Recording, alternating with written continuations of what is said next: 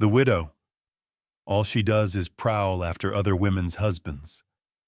The venomous whisper fell across Redstone's midday market, sharp enough to set fire to every scornful eye and mocking laugh that followed.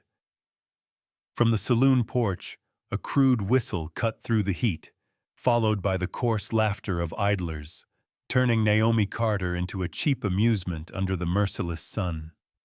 She clutched her wicker basket tight, bit her lip until it bled, and quickened her steps past the jealous stares of wives and the jeering voices that trailed her like whips.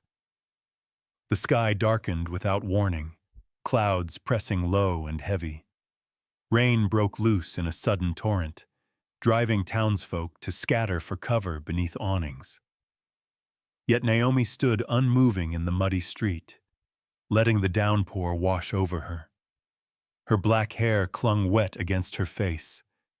Her trembling features lifted to the heavens as if begging the storm to cleanse away her shame. And from the porch of the coffee house, Ethan Ward's grip tightened around the cold cup in his hand. In that instant, he saw the truth. This was no longer a despised widow to be ridiculed, but a soul crying out for deliverance. A soul that pierced his chest with an ache so deep, it left him with only one choice: to step forward and shield her from the cruelty of the entire town. The midday market of Redstone always boiled like a pot left too long on the fire. Chickens squawked, voices bargained sharp and loud, wagon wheels grated against the packed red dirt. The crowd jostled and pressed, but in all that noise and bustle, Naomi Carter always seemed to stand apart. Not because she wished it so, but because no one could help but look. She moved with her basket clutched close, a worn shawl draped loosely about her shoulders. Her face, though touched by grief's long shadow, still carried a quiet gentleness. Smooth skin caught the harsh sunlight, and her dark, deep eyes, shadowed with sorrow, carried a strange, magnetic pull. Her beauty was unspoken, unadorned, yet in a town as rough as this one, it made her a target. To some women, it was a thorn they couldn't ignore. A knot of women clustered by the fabric stall, fingers trailing over bolts of cloth while their whispers darted like knives. Look at her, showing herself off in that thin shawl. Every man passing by gives her a glance. No wonder the wives can't stand her. Couldn't keep her own husband alive, now she prowls after others. Naomi bit her lip, her hand tightening around the basket's handle as she quickened her step. Yet the whispers clung to her like a shadow she could never shake. Across the street, on the saloon porch, a row of idle men sat with boots propped, cheap beer in hand. When Naomi passed, one of them let out a long, shrill whistle, his voice rough as gravel, dragging laughter from the others. Another leaned forward, calling out with a jeer, "Bet when the rain hits, that dress of yours will cling real fine, widow." The women nearby stiffened, cheeks flaring red. Their eyes snapped toward Naomi, sharp with blame, as if she had invited such filth upon herself. One wife yanked her husband's sleeve as his gaze lingered too long. "You look one more time and you'll be sleeping in the barn," she hissed. Then she turned her fury on Naomi, her words like a knife's edge. "Snake." Naomi kept her eyes to the ground, her pace quick but heavy. Still, the barbs echoed around her ears, impossible to escape. Her beauty, once an innocent thing, had become her crime in Redstone. To women, she was a threat. To men, a plaything. To herself, she was little more than a shadow pushed to the margins, without a place to belong. Then the sky darkened. The air grew thick, pressing low, until the heavens split open and rain came down in sheets. Townsfolk scrambled, shouting, clutching children and pulling carts, rushing beneath porches and awnings. Cries tangled with the splashing of hooves and wheels. the chaos of bodies seeking shelter. Only Naomi did not move. She stood in the open street as the storm beat down, soaking her hair, plastering it dark against her face. Water streamed along her cheeks, mingling with the salt of her tears until neither could be told apart. Her small shoulders quivered, yet her feet kept moving, each step swallowed by the mud. In the rain, there was no need to hide. She could cry silently, freely, letting the dirt and shame wash from her dress's hem. From the coffeehouse porch, Ethan Ward stood still. The sun-browned man held a cup of cold coffee, eyes fixed on her. He had seen it all, the whispers like barbs, the whistles sharp as whips, the jealous wives' glares, and at last, her face lifted skyward, wet with rain and sorrow. Never had he looked at Naomi so closely. But now, in the storm, her beauty was no longer something to envy or despise. It was the fragile grace of a soul pressed down, yet still raising its face to heaven as if to be cleansed. That frail, solitary figure in the rain pierced something inside him, striking like a wound he carried himself.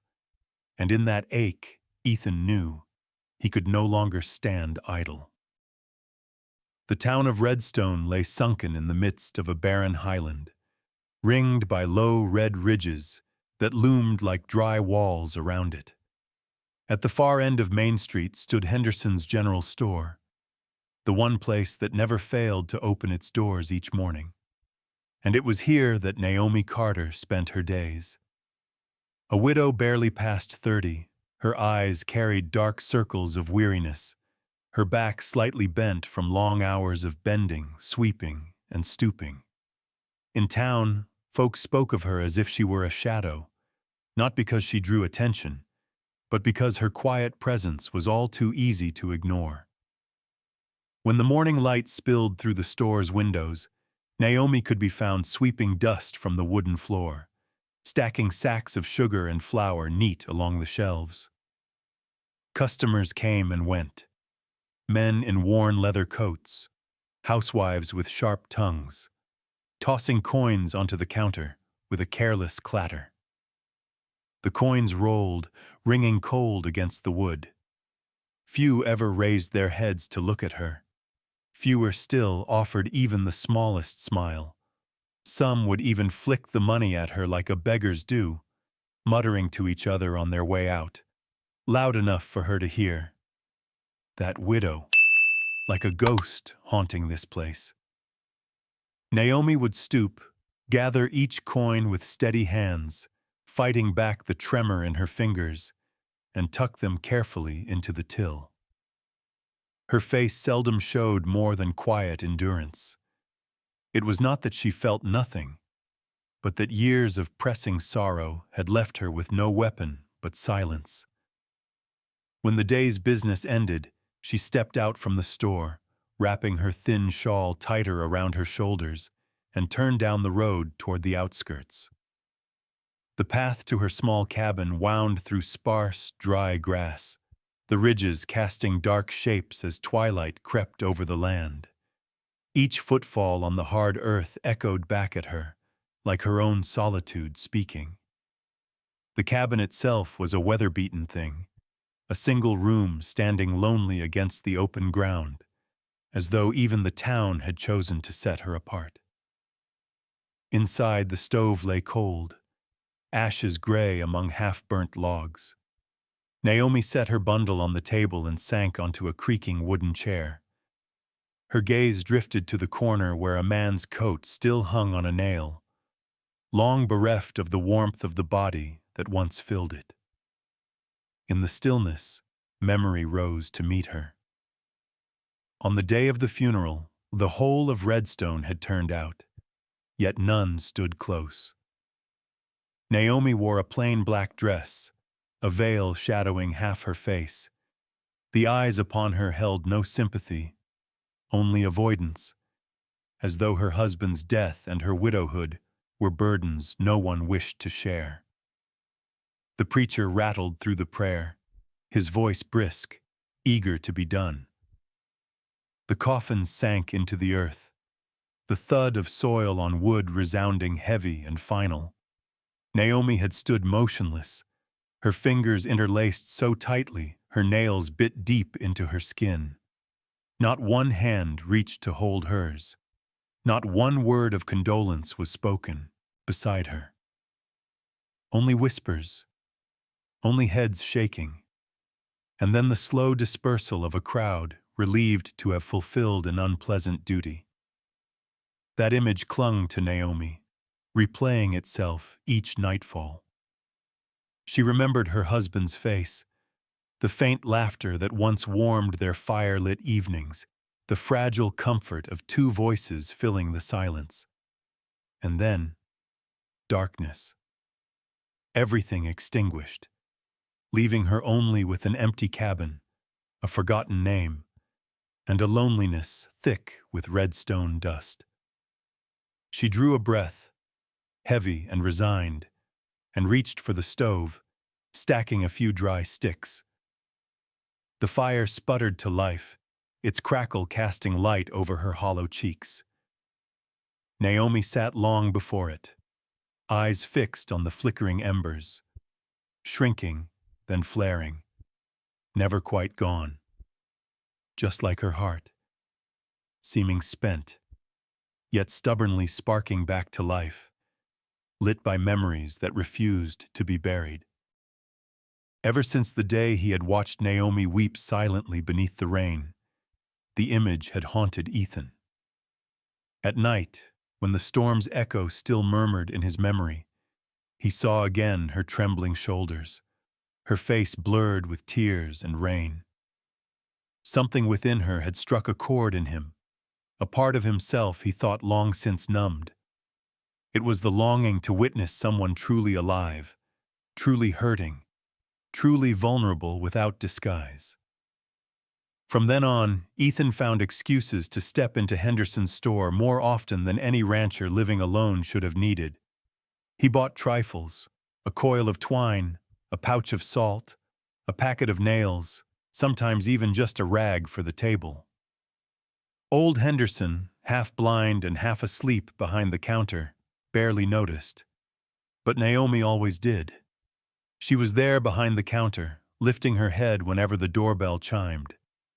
Each time, Ethan contrived some reason to draw her voice. He asked questions that needed no answer, fumbled over counting coins, even let small items fall so she would step out from behind the counter to pick them up. Other customers chuckled at his clumsy act, but Ethan paid them no mind. All he wanted was to hear her speak, if only a word or two. And each time she did, a strange warmth stirred in him. Some mornings he lingered by the shelves, pretending to debate over rope while noticing Naomi hefting a flour sack nearly larger than her own frame. He moved to help, but she instantly drew back, her brow creasing as though warding off some hidden insult. "I can manage," she said evenly, turning aside. Ethan only nodded, pressing nothing further. Yet moments later he quietly lifted the sack onto the high shelf she could not reach. Naomi froze for a breath, but offered no protest. Her glance brushed him, unreadable, before she turned away and went on with her work. On another day, Ethan arrived before dawn with a small bundle of dry wood. He left it by the store's door, claiming to himself it was simply on his way from the ranch. But truth be told, he knew Henderson's stove usually lay cold, and Naomi was always the one to kindle the morning fire. When she stepped outside and found the wood, her eyes brightened for the briefest instant. Yet she asked no questions, gave no thanks. She only gathered the sticks quietly, as if they had fallen from the sky itself. Once Ethan saw a gang of boys pitching stones at the store window, while Naomi stood nearby. He stepped forward, his stern gaze alone enough to scatter them in panic. Naomi witnessed it. But all she gave him was a small nod in place of thanks, her eyes as guarded as ever. She had lived too long with kindness that was only pretense, with men whose aid came laced with hungry eyes. Ethan knew she counted him among them, no different from the loafers whistling crude tunes on the street. She treated him as she did all others, perhaps even colder, wary of yet another man chasing after her beauty.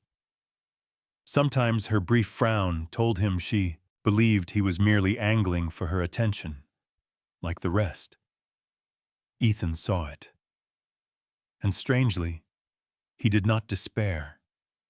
He accepted the misunderstanding, if only to be present in her eyes a little longer, even if those eyes held nothing but caution. Because he trusted that one day she would learn the truth, that he was not another cheap whistle in the dust, but a silence that knew how to see her and how to listen. Summer dusk pressed down heavy on Redstone, the sky swollen with dark clouds. Wind swept through the valley in sharp gusts, lifting red dust into hazy swirls that cloaked the town in a tense, breathless hush. Folks hurried to shutter shop fronts, drag wagons beneath cover, herd cattle into pens. Everyone knew a storm was coming. Out at the edge of town, Naomi sat motionless in her small cabin. The single room lay dim, only a thin seam of light slipping through the doorframe. The stove was cold, its ashes gray, no warmth left to chase away the gathering gloom. From the distance, thunder boomed, shaking the ground beneath her feet. Naomi rose and laid her hand on the latch. In that instant, she felt it plain. If she stayed still another minute, she would suffocate. The door flung wide. The wind rushed in, carrying the damp scent of rain. Heavy drops began to pound the roof, thick and unrelenting. Naomi stepped into the yard, shoulders squared as water streamed over her shawl. She tugged off her soaked shoes, peeled away her stockings, and left them on the step. Bare feet pressed into the cool mud, the sensation surging up her spine, startling, yet strangely freeing. She turned in a slow circle. The weight of her wet dress dragged against the earth, splashing puddles with each spin. She turned again, faster, her dark hair loosed, clinging wet against her cheeks. Rain lashed across her face, but through it broke a hoarse laugh, then sobs mingled with the storm. Years of silence, months of bowed endurance, all came unraveled in that clumsy dance beneath the downpour. From the porch of a ranch house on the hillside, Ethan Ward stood watching, a cold cup of coffee gripped tight in his hand. Lightning split the sky, and for an instant he saw her clearly. The widow shunned by the town, letting the rain consume her, turning in the storm as if the world belonged to her alone. He narrowed his eyes, scarcely trusting his vision. But it was Naomi. Her black hair hung heavy, her bare feet pressed into mud, her face lifted heavenward with something that looked like both anguish and release. A widow, he thought, and yet, how could anyone be this beautiful? It was not the polished beauty of the younger women in Redstone. This was a beauty carved from hardship, born of grief, sharpened by a will that refused to die. It was the rare, fierce beauty of a soul breaking its chains to live, if only for a single storm. Naomi spread her arms, eyes closed, catching the rain as if it were mercy poured from the sky. Ethan's chest tightened. The cup in his hand had long gone cold, but he could not set it down. He stood transfixed beneath his porch, fearing that if he blinked, the vision would vanish. The storm broke harder, thunder rolling like cannon fire. Still Naomi turned, laughter and sobs entwined, until at last she staggered breathless, her shoulders heaved, her body shivering. Quietly, she stooped, gathered her shoes, and disappeared back into the cabin. The soon wooden door swung shut, darkness swallowing her figure whole. Ethan remained staring. His heart pounded as if he had witnessed a miracle. A vow whispered itself inside him. I will never forget this. That night, after the storm passed, Ethan could not find rest. He lay on his wooden bed, eyes wide in the dark. Every effort to banish the memory failed. Again and again he saw her, Naomi dancing barefoot in the mud, her face turned to the sky, her defiance and her sorrow mingling in the rain. Tossing, turning, breath heavy beneath the quilt, Ethan felt the weight of years of solitude pressing against this single new image. He had lived too long with silence, too long with only the mountains and the rustle of pine for company. Yet now, in one night, the widow's stormlit dance had etched itself into his soul, and Ethan Ward knew, with a certainty that both unsettled and steadied him, that his life would never again be the same. The morning after the storm, Redstone seemed washed clean under a sky of startling blue. Sunlight glinted off rooftops and shimmered across the puddles left in the rutted streets. Yet the town itself was far from renewed. Whispers had begun to stir, weaving through every stall and doorway like smoke too thin to catch. No one knew who spoke first, but by sunrise the tale had spread. The widow Naomi Carter had gone out into the storm, not to seek shelter or pray for safety, but to dance, laughing and weeping, turning round and round in the deluge like a woman possessed. She spun, laughed and cried beneath the thunder, someone claimed, twirling a finger in mockery before bursting into crude laughter.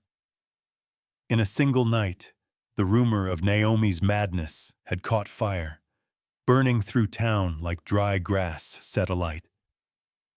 The market filled again as it always did, stalls piled with vegetables still damp with mud, laundry strung between posts before the fabric shop, the scent of fresh bread rising from the baker's oven. Yet amid the bustle, eyes slid away from goods and followed a lone figure moving down the row. Naomi came as she always did, wicker basket held close, heading straight for the produce stalls. She walked with practiced composure, but her steps were heavier. She could feel it, the way voices fell quiet when she passed, then buzzed to life behind her, a swarm of stings at her back. I saw it myself. She was dancing like a lunatic. She just wanted the men to notice. That's what she does best. Naomi lowered her head and laid a few coins on the stall. The seller, an older woman known for her sharp tongue, smirked as though savoring a secret. Then, with feigned clumsiness, she tipped a basket of vegetables. Cabbages and carrots spilled with a thud against Naomi's skirt, tumbling into the wet dirt. "Oh dear, my hand slipped," the woman said, her smile edged with venom. Naomi froze, her face flushing hot. Tears welled but did not fall. She bent slowly, gathering each vegetable from the mud, brushing them off, and placing them carefully into her basket. No protest, no defense, only silence. Nearby women snickered, one of them calling out, "Pick them up, widow. Maybe tomorrow you'll get to dance with carrots instead." Their laughter rang shrill, souring the air. Across the street, Ethan Ward had just tied his horse outside the coffee house. He caught every word, every laugh. His gaze fixed on Naomi, crouched in the muck, her hands trembling as she lifted each piece of produce. Heat surged through him, his fist clenching until the knuckles blanched, veins rising beneath the skin, jaw set tight as stone. Every instinct screamed at him to stride over, silence the cruelty, lift Naomi to her feet. But he held himself still. He knew if he stepped in now, it would only deepen her shame, feed the gossip further. And yet, watching her bow her head, gathering vegetables with quiet resolve, he felt something stronger than pity. He saw strength, a hidden dignity in her silence. Ethan forced his grip to ease, though the fire inside him did not die. He alone carried the memory of the night before, Naomi turning in the storm, her sorrow breaking into wild, defiant freedom. That was the truth. What the crowd called madness was in fact the fierce pulse of life itself. But envy and smallness could not bear such a sight. All they saw was a distorted shadow, their jealousy twisted into scorn, their bitterness sharpened into cruelty. Naomi rose at last, her basket heavy with soil-stained produce.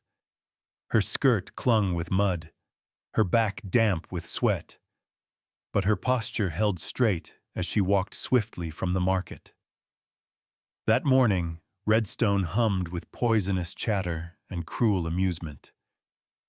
Yet within the silence between two people, one woman leaving with her head unbowed, one man standing beneath a porch with his fist still marked from its clench, an invisible thread had been tied.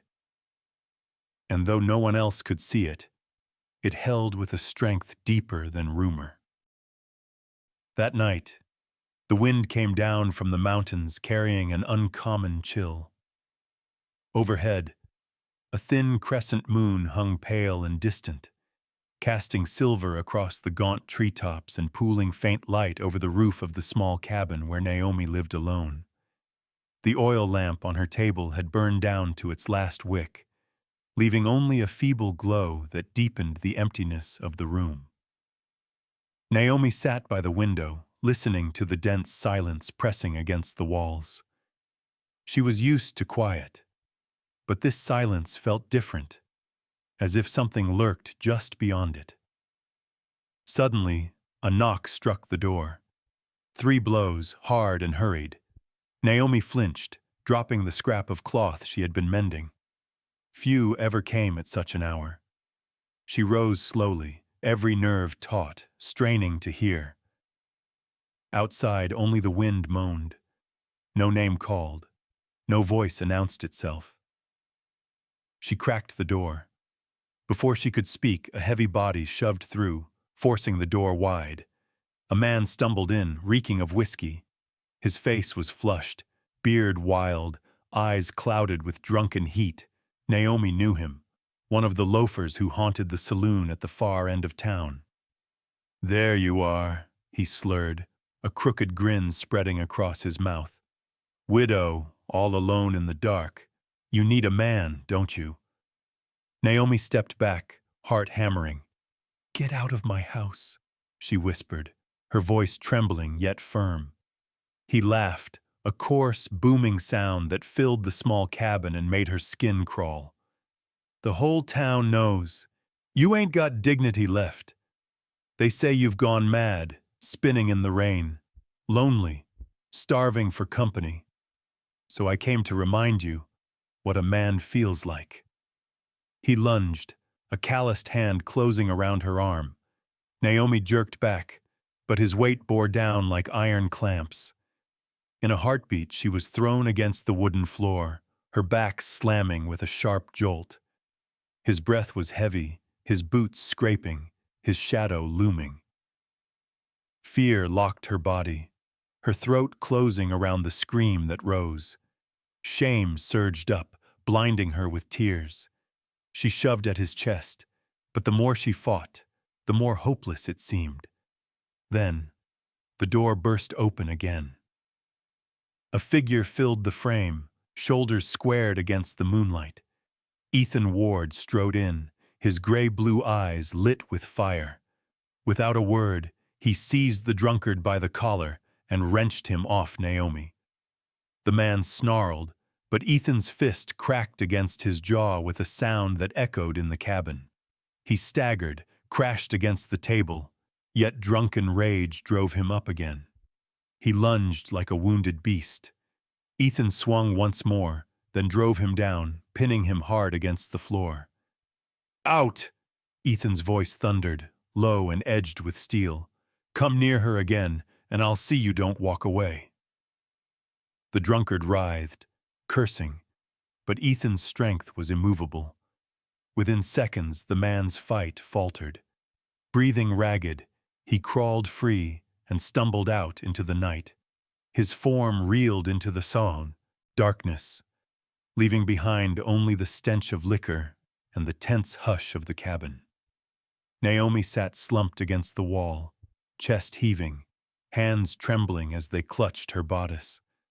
Her dress was torn askew, her face pale, eyes brimming. Ethan turned, his gaze meeting hers, and for a heartbeat he stopped cold. Then he lowered himself, kneeling a careful distance away so as not to startle her. "Are you hurt?" His voice was rough, tight with all he restrained. Naomi did not answer at once. Her breath shook, but the steadiness of his presence, solid, unyielding, began to still the panic in her. She nodded faintly, tears spilling down her cheeks.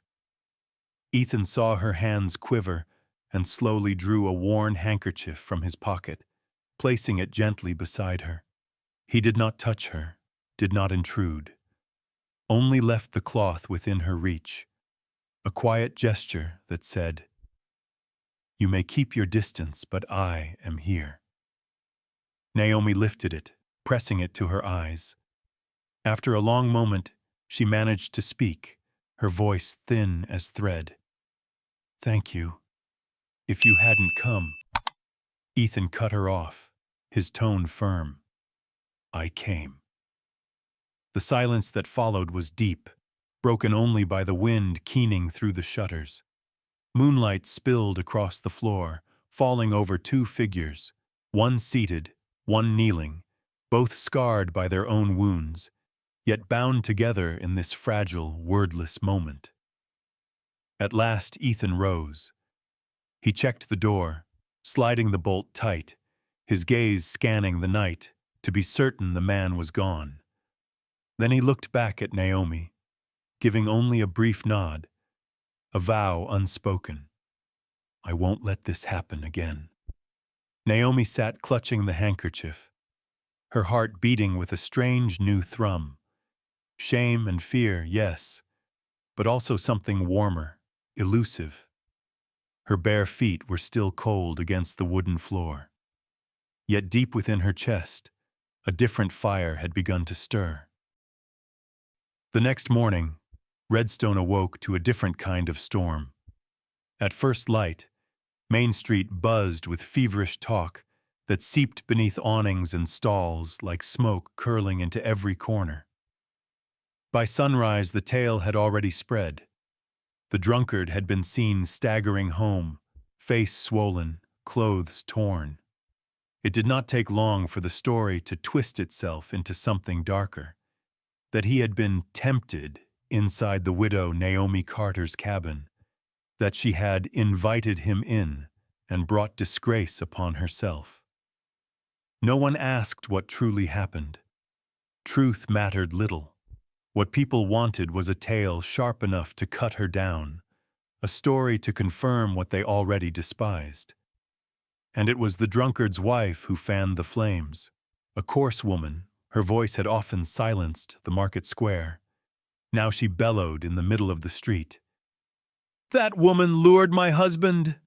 A widow's whore playing at holiness with a belly full of snakes!" The accusation sliced like a blade, and the crowd surged around it. Many women, long harboring envy or suspicion, seized the chance to spill their venom. When Naomi appeared in the marketplace, basket in hand as always, every eye turned. The air tightened. She had taken only a few steps when a knot of women moved to block her. At their head, the drunkard's wife, face blazing red, eyes sparking with fury. "Fox!" she spat, her voice cracking but loud. "Isn't this town enough for you? Must you steal even the husbands of others?" Naomi faltered, her face drained of color. Before she could speak, a handful of mud splattered across her skirt, staining the fabric. A cry went up, shrill as crows taking flight. "Shameless widow! Think you can tempt every man in town? We know what you are. Get out of Redstone!" A hand seized her shawl, yanking it from her shoulders. The cloth tore with a sharp rip, laughter following like a scourge. Another woman shoved a basket of turnips against her chest. Naomi staggered back, nearly falling. She froze. The wicker basket slipped from her hands, vegetables spilling across the mud. Tears welled, streaking down her face. She did not cry out, did not defend herself. She only stood trembling in the circle that hemmed her in. To them, she was no longer flesh and blood, only a target, something to spit upon, to trample so they might feel themselves more righteous. A stone rolled to her feet, kicked there by someone in the crowd. No one bent to pick it up. Instead, the jeers rose higher, clawing at her like talons. On the edges, a few men lingered, watching with a mixture of curiosity and cruel delight. Many had once followed her with hungry eyes, whistling as she walked past. Now they stayed silent, letting the women break her down. That silence, cold and complicit, cut sharper than the words. Naomi's vision blurred with tears. Shapes around her dissolved, leaving only the roar of voices battering her ears. Each word landed like a lash, stripping her, bare, making her feel as though she were splintering apart. Her hands hung limp at her sides, her whole body quaking. In that moment, a thought came unbidden. Perhaps she should leave. Leave Redstone. Leave the cabin. Leave behind all that tethered her. For here, her very existence seemed to serve no purpose but to invite scorn. Another clump of mud struck, sliding through her hair, down her cheek. Naomi sobbed aloud then, her cry breaking through the din. But the sound only fed their frenzy, convincing them she was weaker, filthier, easier to crush. In their eyes, Naomi was no longer a woman to pity, but the embodiment of every threat they feared, the danger of beauty, of a glance their husbands once let stray. And so they tore her down together, stamping on that symbol until it no longer glimmered. Naomi stood amid them, drenched in mud and tears, her shawl ripped to shreds at her feet, her basket overturned. She longed for someone, anyone, to stop it, to reach for her hand. But as she trembled in the center of their circle, despair swallowed what little hope remained. The uproar filled Redstone's main street, louder than the thunder of hooves passing by. Naomi's dress sagged with mud. Her torn shawl lay at her feet, and her face glistened with tears. The more the crowd saw her weakness, the fiercer they became. Another handful of muck sailed through the air, but this time it never touched her. A strong arm reached out, taking the blow squarely across a broad back. The mud splattered and spread in a dull gray stain, and for a heartbeat, the mob fell silent. A tall man had stepped into the circle. Ethan Ward. He stood solid, shoulders broad enough to block every jeering eye, one hand drawing Naomi against his chest. She trembled in the unexpected shelter of his arms, too stunned to resist. Ethan lifted his head, gray-blue eyes flashing cold. His voice rang out, deep and steady, echoing like thunder rolling down from the mountains. "Enough!" The crowd wavered. A woman opened her mouth to curse, but Ethan's gaze struck her dumb. He went on, his words hard as iron. You've said more than enough. If any of you think yourselves pure, then cast the first stone. If not, be gone." Murmurs rippled, but none dared move closer. Men who lingered at the edges dropped their eyes, avoiding his. At last the drunkard's wife shoved forward, dragging her husband, his face still bruised, by the arm. She spat curses, but her voice had lost its edge. One by one the women pulled back, their anger thinning into uneasy silence. Soon the marketplace lay scattered with trampled produce and broken baskets, the mob dissolving into side streets. No apology was offered. No word of shame. They simply left Naomi where she stood, trembling in Ethan's hold, her face buried against his coat, tears soaking the fabric. Ethan held her close, saying nothing, letting her weep. The sobs came unchecked now, wrung from years of silence and scorn, from the cruelty he had just witnessed. Her grief shuddered through him, shaking his own chest with each gasp. He tightened his embrace, one broad hand steady at her back. At last he spoke, 3 words low but fierce, carrying through the heavy stillness. "I am here." Naomi's sobs broke harder at that. Yet within the storm of tears, she felt something she had not known in years. She was no longer utterly alone. His shoulders, his arms, that wall of strength, against an entire town turned hostile, were the only shield she had, and for once it was enough. Time stretched. Slowly, her sobbing eased, leaving her weary and hollow. She lifted her face, eyes swollen red, cheeks streaked with rain and tears. But in her gaze flickered something new, astonishment mingled with gratitude. Ethan looked down at her without a word, brushing mud gently from her hair. The street was nearly empty now, only a few stragglers glancing back before turning away. At their feet lay Naomi's overturned basket, vegetables scattered and dirt-stained.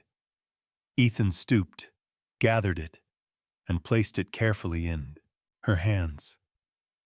Such a small gesture, yet it struck her like the return of something lost, the dignity the crowd had tried to strip from her. "Come," he said, his voice low and warm. "That's enough for one morning." Naomi could only nod. Side by side they left the square, the hush of whispers trailing behind. The sun had climbed high, casting their shadows long across the dirt road. She walked small and weary, while he strode half a step ahead, a silent shield between her and the world. Naomi's heart beat fast, uneven. She had never felt so fragile, yet never so strangely steadied.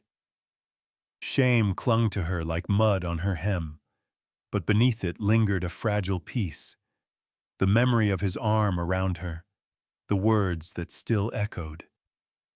"I am here." From the moment Ethan raised his back against the mud, Naomi was no longer wholly a widow set apart. In that instant, the bond between them drew taut, invisible but unbreakable. Not pity, not duty, something born from seeing one another in pain and choosing, against all odds, to stand there together. That morning, the market square of Redstone had not yet shaken off the echoes of the chaos that had shaken it the day before. Folks whispered from stall to stall, trading words about Ethan Ward stepping forward to shield Naomi Carter against the fury of the crowd. Stories spread quick and twisted, each version sharper than the last. Some claimed Ethan meant to marry the widow, others scoffed that his chivalry was nothing but a fleeting whim. But all of them waited to see how Naomi would endure after the storm of shame. Into that charged silence strode a figure everyone knew too well, Harland Pike, master of the Redstone Bank. His presence made tongues wag instantly. Pike was a man swollen with indulgence, flesh sagging from a red, ruddy face, 3 chins wobbling with every step, his waistcoat straining against a glutted belly. Yet none dared laugh. Power clung to him heavier than his girth. Every man and woman in town owed him something, for Pike's bank sat at the heart of Main Street, and his loans were shackles few could slip. He did not just lend, he tightened the rope around Redstone's neck. That morning he cut down the street with a silver-headed cane, his belly quivering beneath straining buttons. Townsfolk shrank aside, parting to clear his way. He stopped at the very threshold of Henderson's store, just as Naomi stepped out, basket in hand. She froze. In an instant, she felt every eye swing toward her, the crowd holding its breath for a new spectacle. Harland planted his cane, lips curling into a smile that chilled the bone. His voice rang out, carrying for all to hear. "Miss Carter, I've a fine proposal for you. Everyone knows you owe the bank a fair sum, but should you consent to marry me, all of that debt would vanish." The words thundered through the square, and for a moment all of Redstone stood mute. Naomi felt her blood turn cold. Her eyes flew wide, her fingers slackened, and the basket slipped from her grasp. Vegetables spilled across the ground. Her knees buckled, forcing her down into the dirt, her palms catching against the wet earth to keep from collapsing fully. The square erupted in whispers. Some stifled laughs behind their hands. Others muttered with relish, "See? No one would take her but for her debts." A knot of wives exchanged smirks, their faces bright with vindication, as if justice itself had been done.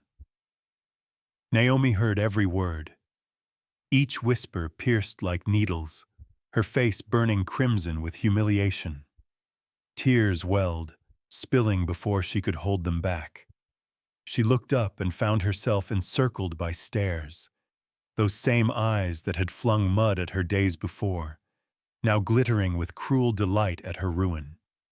And still Harland Pike stood over her, smug and certain he had driven her to the wall.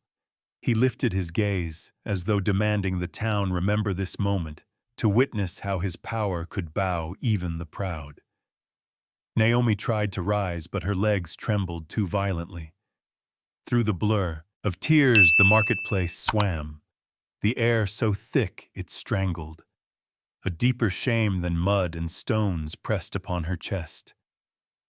"If only my husband still lived," she thought bitterly. "Would they dare humiliate me so? Or is widowhood nothing but open ground for every boot to trample?" She bent forward, hiding her face in her hands, her shoulders shaking. Her heart pounded, aching to burst from the weight of disgrace. Around her the voices kept rising. A man clicked his tongue, feigning pity. "Pretty enough, but in the end, just another bargain to be struck." A woman hissed, "A widow has no right to choose. She ought to know her place." The words crashed upon her like hammer blows. Naomi longed to vanish into the earth. Redstone had become a cage of iron, and she was the bird trapped inside, wings clipped and mocked before the crowd. And in the center of that ring stood Harland Pike, the banker, the glutton, the tyrant, brandishing her debt like chains, expecting her to kneel. Naomi sagged, clutching the rim of her wicker basket, her breath breaking in shallow gasps. Tears pattered down, darkening the red dust at her knees. The square fell into hush, the whole town waiting, their collective gaze heavy upon her. Would she bow her head? Would she break? For a moment, Naomi could only tremble, caught between despair and defiance. her silence echoing louder than all the voices that had sought to bury her. Once more the clouds gathered, heavy and dark, warning Redstone of another storm. The main street sagged with dampness, wind whistling through rattling awnings, the old dust giving off its sour scent as the first drops struck the earth. Folks crowded beneath Henderson's porch, still buzzing from the humiliation Naomi had just suffered at the hands of Harland Pike, the bloated banker. Naomi still knelt in the mud, clutching the fallen basket, her shoulders shaking with shame. Tears streamed freely, mingling with the fresh rain that streaked her face. Pike loomed above, his triple chin quivering with a grotesque grin of triumph. "Miss Carter," he boomed, pitching his words for every ear in town, "all you need do is nod, and your debts will vanish. For a woman like you, what more could you ask?" Scornful laughter rippled through the crowd, but it stilled suddenly when the sound of heavy boots came from the far end of the street. Ethan Ward emerged through the curtain of rain, his tall frame cut dark against the storm, his coat soaked and clinging, his broad shoulders braced like a wall against the wind. Gray-blue eyes burned bright in the dim light as he strode forward and halted in the very center of the circle. His gaze swept the crowd before settling on Naomi, trembling in the mud. For a heartbeat, silence. Then his voice thundered, deep and unyielding. "I will pay her debt." Harlan blinked, his face swelling crimson. "What did you say?" Ethan stepped closer, planting himself squarely before Naomi, his back shielding her from every leering stare. His words came slow and sharp as a blade. "I'll pay every cent Naomi Carter owes. From this day forward, she owes your bank nothing." Lightning split the sky, thunder rolled, and the crowd quaked with the sound. No one dared speak. Then Ethan turned, facing them all. The rain sheeted down, drumming hard against roofs, but his voice carried above it. "You threw mud at her. You tore her shawl. You called her harlot, madwoman, cursed her name. But hear me now. Naomi is mine." The words rang like a verdict. Faces blanched. The women who had jeered shrank back, clutching baskets to their chests. The men who had smirked from the edges lowered their eyes, unable to meet his. Harlan's mouth worked, but no sound came. The smug curl drained from his lips, replaced by purple rage. Yet even he knew the moment had slipped from his grasp. Naomi's tears flowed still, but her breath caught at the sight of Ethan standing before her, broad back braced against the storm, his voice a shield strong enough to silence an entire town. His words struck through the lies, cut through every whisper, and in their place he left her a truth no one could shake. Her heart pounded wildly, tangled with fear and something else, a fragile flame flickering to life in the darkness. Through her blurred vision, a spark of hope glimmered brighter than the lightning overhead. The townsfolk stood rooted, the storm hammering down. And over the roar of the rain came Ethan's voice again, steady as an oath carved in stone. "From this day on, any man or woman who dares dishonor Naomi Carter will reckon with me. And I swear, I will not let it stand." Naomi broke then, but not into despair. Her sobs came ragged, yes, but threaded with release, gratitude, raw humanity. She buried her face in her hands, tears and rain washing together until they were one. Harlan stumbled back, his cane striking the mud, his face twisted with impotent fury. The crowd dispersed, slinking into side streets, no apologies on their lips, only silence. One by one they left until the square was bare save for Naomi in the mud and Ethan standing guard. He bent at last, extending a hand.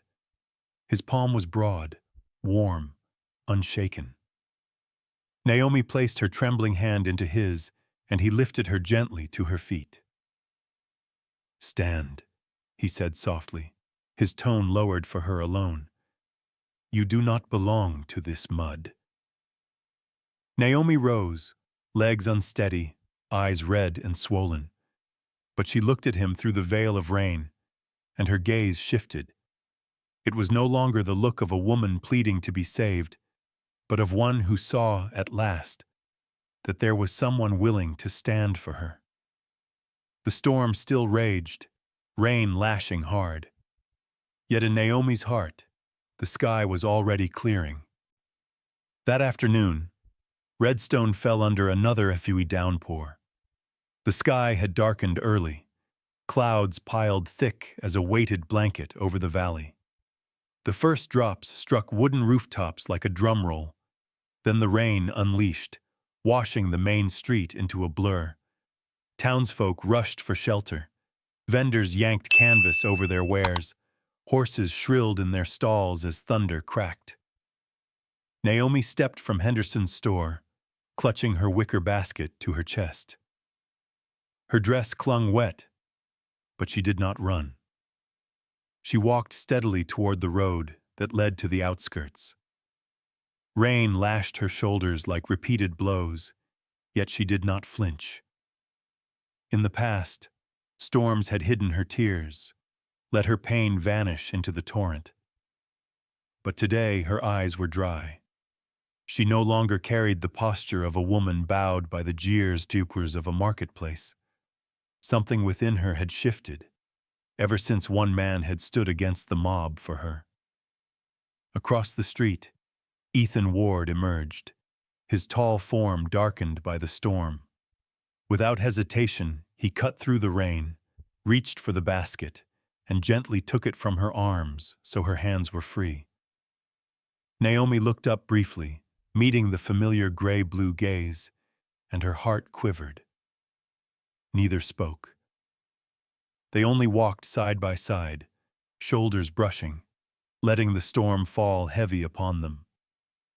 The sound of rain roared on tin roofs, wind whipping Redstone's red dust into streaks that vanished into mud. Under awnings the townsfolk clustered, silent. Eyes followed the pair. The widow once mocked as a scandal, and the weathered man who now walked openly at her side. Those who had jeered days before hushed, cowed by Ethan's mere presence. A few women tugged shawls tighter, whispering, but none dared laugh. The air hung thick, broken only by the drumming storm. Out where the town gave way to fields, the wind pressed harder, driving sheets of water into their clothes.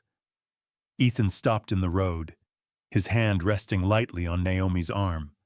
She turned, startled, and froze when she saw him sink to one knee in the muck. Through the veil of rain he lifted his face to hers, rough hands clasping hers. His eyes, steady as the mountains, caught hers like iron. "Naomi," his voice rang, deep and clear above the storm. "Marry me. Don't let it be only debt I take from you. Let me walk beside you through every storm that comes." Naomi trembled, tears welling at last. Water streamed down her cheeks, and her sob broke free. "And if one day you leave me too, as my husband did." The words tore out weak and raw, the heart's final defense laid bare. All her years of solitude, the jeers, the funeral with no hands clasped to hers, every shadow rushed back. Fear gripped her harder than rain, fear of being abandoned again, of being proven unworthy of love once more. Ethan rose, drew her against his chest, arms fierce and unshaking. His voice cracked but carried weight as solid as stone. "If that day comes, then at least you will know. You were once loved as you should be." The words struck through her walls, piercing every scar and guarded silence. Naomi sobbed hard, but it was no longer despair. It was the cry of wounds touched, and at last held. She lifted her gaze, eyes glistening, but alight with something brighter than pain. Slowly, trembling, she nodded, and in the torrent they kissed. Their first kiss, not hidden, not stolen, but open in the middle of the red dirt road, beneath the stares of the whole town watching from their shelters. Thunder rolled, but the silence of the people was louder. No one jeered. No one laughed. Faces blanched and uncertain. They could not look away from the truth. Naomi Carter, once spat upon, now stood claimed and cherished. And Ethan Ward towered beside her, declaring love not by whispers, but by the courage to stand against them all. An older woman clutched her daughter's hand, whispering, "That woman, she was chosen." A boy who once whistled at Naomi stared, ashamed. Murmurs rose but faltered, stripped of cruelty. They saw clearly now. The storm was not only rain, but a cleansing. Naomi dropped her basket into the mud and flung her arms around Ethan. Her heart thundered, but for the first time it raced not from dread, but from hope. A fragile hope, yet warm enough to chase the cold from her bones. The rain kept falling, but it no longer caged her.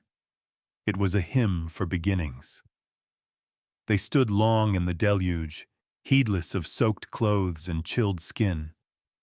When at last they walked away, their figures side by side, the crowd said nothing. Those who had mocked bowed their heads. Some felt a prickle of shame for the first time in years. Naomi's steps felt light. Her garments hung heavy with water, yet the burden she had borne seemed lifted. Fear remained in her chest, but it was no longer hers alone. It had been shared. Within her a whisper stirred. "If this is a dream, let me never wake." In that downpour, with Ethan kneeling in the mire and the town holding its breath, Naomi Carter ceased to be a shadow. For the first time she was seen, not as gossip, not as ruin, but as a woman chosen. And the man who chose her spoke not with promises spun of air, but with defiance, with arms that would not let her fall. She wept again, but without shame. Her tears mingled with rain, and Ethan's arms steadied her as if to say, "You are no longer alone." Those words, soft as a whisper, rose above the storm and silenced every rumor. The storm that evening swept down on Redstone, with a heaviness both fierce and strangely cleansing. Rain drummed against awnings, poured in rivulets along Main Street. And there, in the midst of the white haze, Naomi and Ethan's kiss lingered in the charged silence. From under the market porches, the townsfolk stared, but no jeer, no insult rose to their lips. Only the sound of rain, a curtain of nature itself, muffled every whisper. Then, suddenly, a small boy, the blacksmith's son, broke free from his mother's grip and darted out into the street. He tilted his head back, arms spread wide, and spun round and round in the downpour. His laughter rang out, pure as silver bells. The sight cut clean through the heavy silence. No shame, no judgment, only freedom. Freedom to let the storm touch his skin. Freedom to twirl without fear of watching eyes. Naomi's chest tightened. In that child's spinning form she saw herself in every storm she had endured. Yet now it no longer looked like madness. It was a reflection, a symbol, liberation. And the whole town, whether they spoke of it or not, had to witness the truth. Her shame had been transformed into freedom. Some women lowered their heads, unable to meet her gaze. Some men stiffened, eyes flickering with doubt. They could not deny it any longer. Naomi Carter had found her place not by anyone's permission, but by the courage to live true. Weeks later, the wedding came. A day of bright sky after long rumor. People gathered, not all in blessing, but none daring mockery. The wooden chapel of Redstone glowed with sunlight, wildflowers drifting their scent inside. Naomi wore a plain dress of cream, no lace, no finery, but her face shone, and her dark eyes held a peace unseen for years. Ethan stood at her side, his coat clean but simple. When his rough hand closed around hers, the chapel hushed. They did not promise with flowery words, but with the gaze of two souls who had seen one another in rain, in disgrace, in weakness stripped bare. When the pastor blessed them, a soft breeze carried the scent of young grass through the open window. Naomi smiled, a tear slipping down her cheek. The past, at last, was closed. A year on, Redstone witnessed change. Naomi bore a daughter, dark-haired, bright-eyed. The day she carried the child from the chapel, townsfolk gathered to watch. There were still whispers, but no longer poisoned with scorn. Instead, awkward smiles and softened glances. Ethan lifted the baby high, letting all see. Not as a conqueror, but as a man who had found late joy, big enough to hold even this small town in its embrace. Naomi saw, at the far end of the street, a few widows standing quiet under an eave. Their eyes mixed envy with longing. In that moment she knew her life could not be lived for herself alone. Months later, she and Ethan restored a derelict shed beside their home, turning it into a small meeting place. With rough tables and benches, a hearth burning in winter, it became a refuge for widows. Women carrying losses Redstone had long ignored. They came with their silent eyes. Some had lost husbands to quarry accidents, some to illness, some to abandonment. All carried the same look, the same isolation Naomi once knew. Here, those eyes grew warm again.